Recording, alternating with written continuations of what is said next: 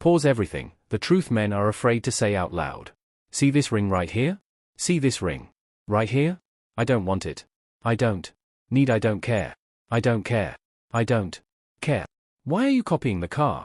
Let the ring go. The ring is done. The ring is over. I don't want crazy. I want you to pause everything you're doing right now. Because what I'm about to tell you might make you uncomfortable. It might make you angry. But most importantly, it might make you feel less alone. There's a generation of men who've made a choice that nobody wants to talk about. They're walking away from relationships not because they can't find love, but because they've calculated the cost and decided it's too high. They're choosing solitude over the battlefield that modern dating has become. Most people won't admit this, but we're living through the greatest relationship crisis in human history. And while everyone's busy pointing fingers and assigning blame, millions of men are quietly checking out of the game entirely. They're not bitter. They're not broken. They're just done. And today, we're going to explore why.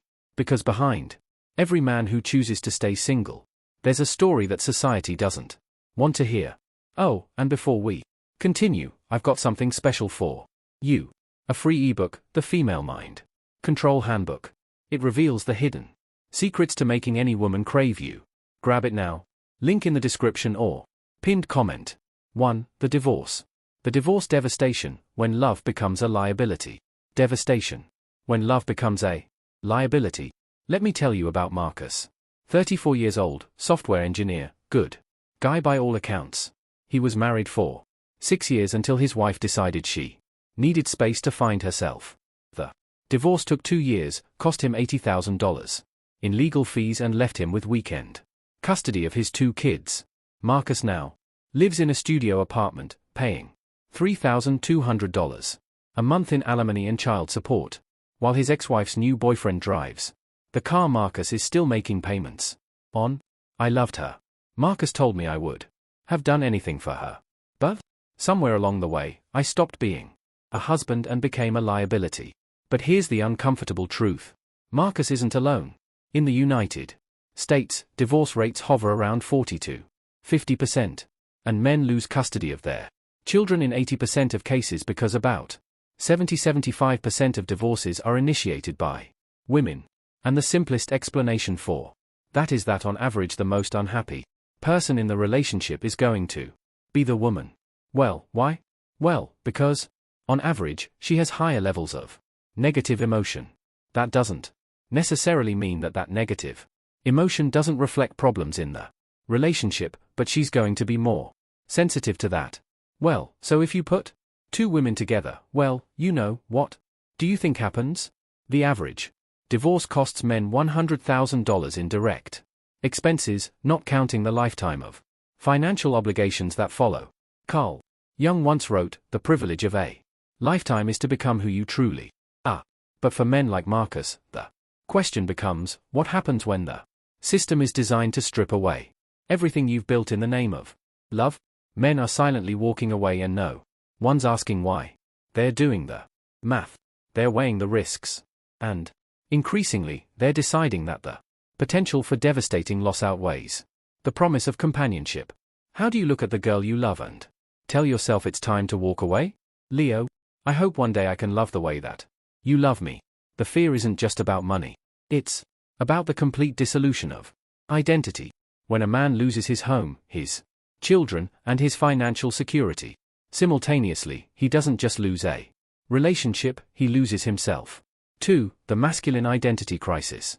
When the masculine identity crisis, when being a man becomes wrong. Being a man becomes wrong. Picture this. You're at a dinner party. The conversation turns to gender roles.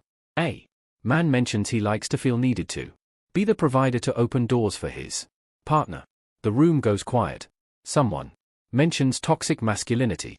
The man shrinks back, confused about what he did wrong. This is the daily reality for millions of men who grew up with one set of rules and now find themselves playing a completely different game. Orland Bon observed that the price we pay for being ourselves is that we can never be sure we are lovable. For modern men, this uncertainty has become a certainty. Traditional masculinity is not just unwelcome, it's actively discouraged. The traits that previous generations of men were taught to cultivate, Stoicism, provider mentality, protective instincts, are now labeled as problematic. Men are told to be vulnerable, but not too vulnerable. Strong, but not too strong. Emotional, but not in the wrong way. It's an impossible standard that leaves men feeling like they're failing at being men, while simultaneously being told that being a man is the problem. Consider the modern dating landscape. Men are expected to pursue, but not too aggressively. They should pay for dates, but not in a way that suggests financial dominance. They should be emotionally available, but not needy. They should be confident, but not arrogant. The result? A generation of men who have no idea what women actually want because the messaging is contradictory at best and hostile at worst. I stopped trying to figure out what I was supposed to be. One man told me. I decided it was easier to just be alone than to constantly worry about whether I was being the right kind of man. 3. The expectation explosion, when nothing is ever enough. Expectation explosion. When nothing is ever enough. Women's expectations for male partners have skyrocketed in the past 2 decades, driven by social media, dating apps, and a culture that tells women they should never settle. All right, open your eyes. What is this? Turn around, babe. This isn't a Cadillac. It's a Jeep Wagoneer. It's just as nice as a Cadillac. I bought it for you. Are you messing with me right now? No. You said this. You wanted an SUV for the family. Said I wanted a Cadillac. This is not a Cadillac. This is very similar. I looked up stuff that's similar to the Cadillac. This is very. Why would you try to surprise me with something similar when I asked you for a Cadillac?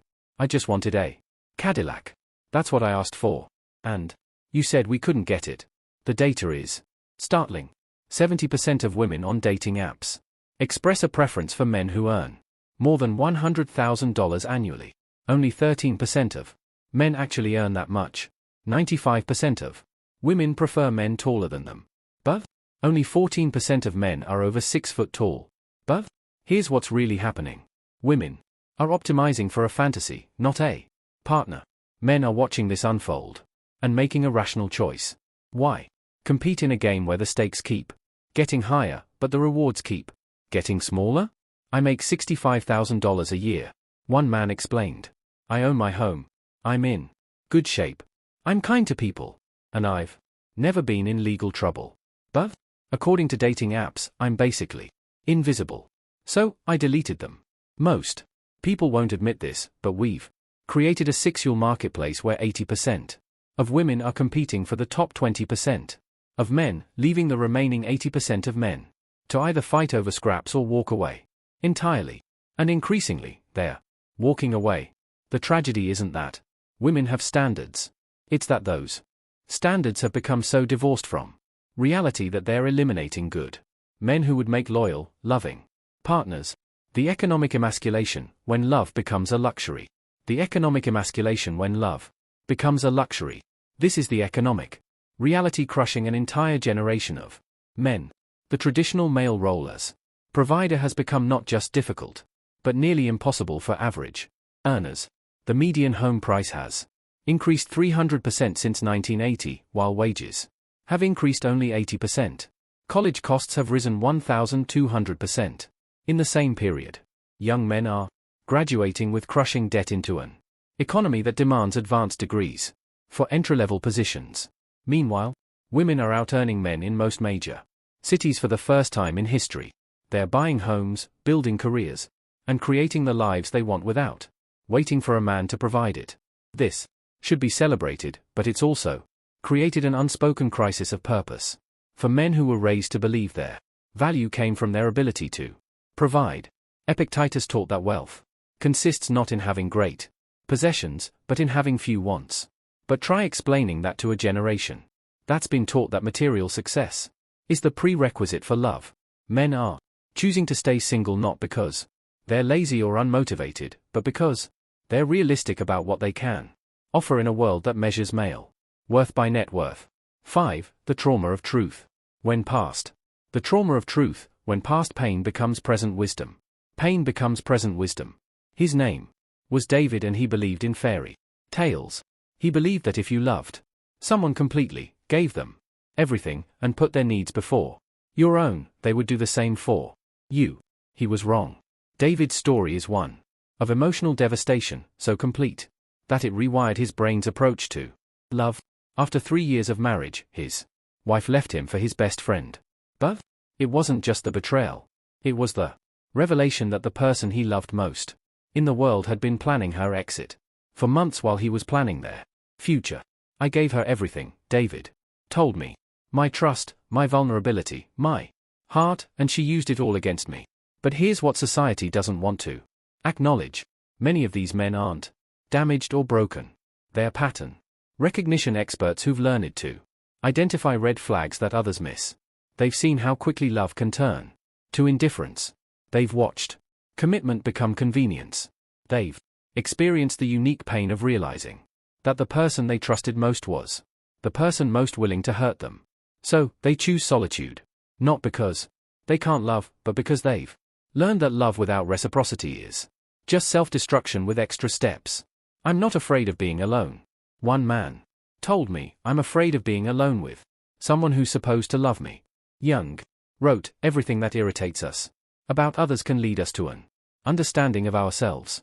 For men who've experienced deep relationship trauma, that understanding often leads to a simple conclusion. Some risks aren't worth taking twice. Here's the truth that nobody wants to say out loud. Maybe these men aren't the problem. Maybe they're the solution. Maybe they're the ones who figured out that self-respect matters more than social approval. Maybe they're the ones who've learned that being alone is better than being with the wrong person for the wrong reasons. Maybe they're not giving up on love. Maybe they're demanding that love be worthy of the risk. What does it say about our culture when millions of men conclude that their own company is preferable to what modern relationships offer? Maybe men aren't afraid of love. Maybe they're tired of fighting for it alone. Maybe they're not choosing to stay single. Maybe they're choosing to stay sane. And maybe, just maybe, that's the most courageous choice of all. If this resonated with you, if you've ever felt that staying single gave you more peace than being in the wrong relationship, I want to hear from you. Like this video. Subscribe for more honest conversations about modern masculinity, and comment the word freedom below. Because sometimes the bravest thing you can do is choose yourself.